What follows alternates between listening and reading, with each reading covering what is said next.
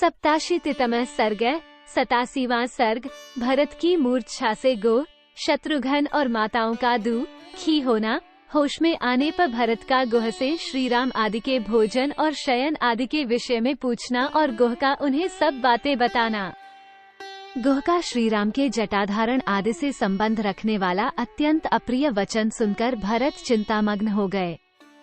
जिन श्रीराम के विषय में उन्होंने अप्रिय बात सुनी थी, उन्हीं का वे चिंतन करने लगे। उन्हें ये चिंता हो गई कि अब मेरा मनोरथ पूर्ण न हो सकेगा। श्रीराम ने जब जटा धारण कर ली, तब वे शायद ही लौटें। 1।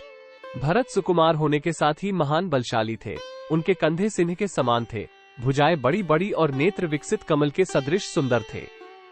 उनकी अवस्था तरुण थी और वे देखने में बड़े मनोरम थे। उन्होंने गुह की बात सुनकर 2 घड़ी तक किसी प्रकार धैर्य धारण किया। फिर उनके मन में बड़ा दुख हुआ। वे अंकुश से विद्ध हुए हाथी के समान अत्यंत व्यथित होकर सहसा खसे, शिथिल एवं मूर्छित हो गए। 2-3 भरत को मूर्छित हुआ देख गुह के चेहरे का रंग उड़ गया। वो भूकंप के समय मथित हुए वृक्ष की भांति वहां व्यथित हो उठा। 4 शत्रुघ्न भरत के पास ही बैठे थे। वे उनकी वैसी अवस्था देख उन्हें हृदय से लगाकर जोर जोर से रोने लगे और शोक से पीड़ित हो अपनी सुध बुध खो बैठे। 5 तदनंतर भरत की सभी माताएं वहां आ पहुंची। वे पतिवियोग के दुखी उपवास करने के कारण दुर्बल और दीन हो रही थीं। 6 भूमि पर पड़े हुए भरत को उन्होंने चारों ओर से घेर लिया और सबकी सब रोने लगी। कौसल्या का हृदय तो खसे और भी कातर हो उठा। उन्होंने भरत के पास जाकर उन्हें अपनी गोद में चिपका लिया।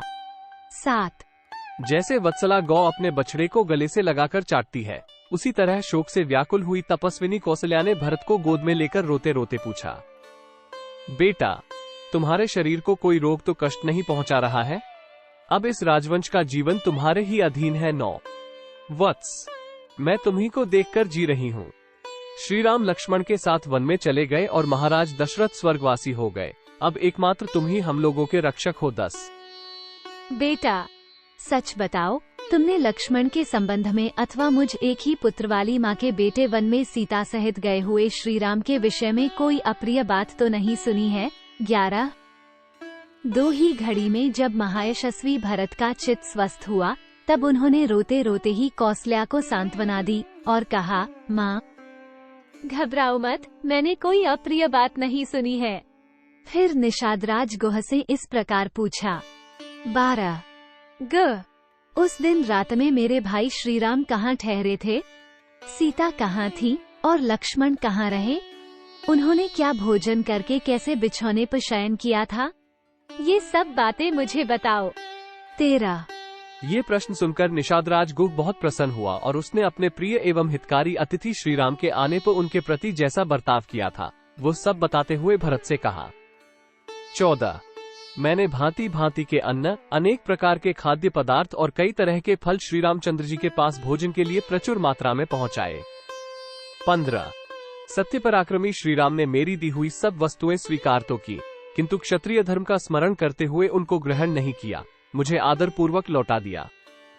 फिर उन महात्मा ने हम सब लोगों को समझाते हुए कहा, सखें, हम जैसे क्षत्रियों को किसी से कुछ लेना नहीं चाहिए, अपितु सदा देना ही चाहिए।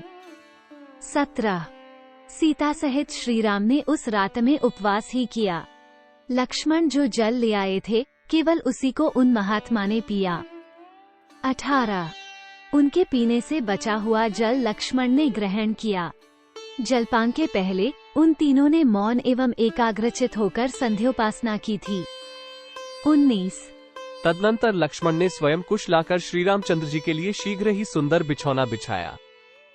20 उस सुंदर बिस्तर पर जब सीता के साथ श्रीराम विराजमान हुए, तब लक्ष्मण उन दोनों के चरण पखारकर वहां से दूर हटाए।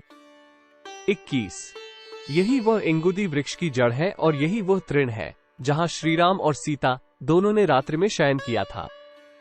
22 शत्रु संतापी लक्ष्मण अपनी पीठ पर बाणों से भरे 2 तरकस बांधे, दोनों हाथों की अंगुलियों में दस्ताने पहने और महान धनुष चढ़ाए श्रीराम के चारों ओर घूमकर केवल पहरा देते हुए रात भर खड़े रहे।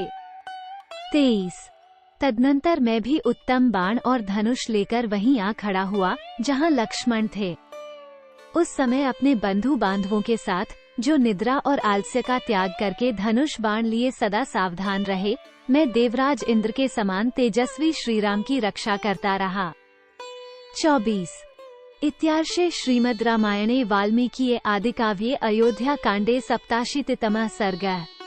इस प्रकार श्री वाल्मीकि निर्मित आश्रामायण आदिकाव्य के अयोध्या कांड में 87वां सर्ग पूरा हुआ। 87।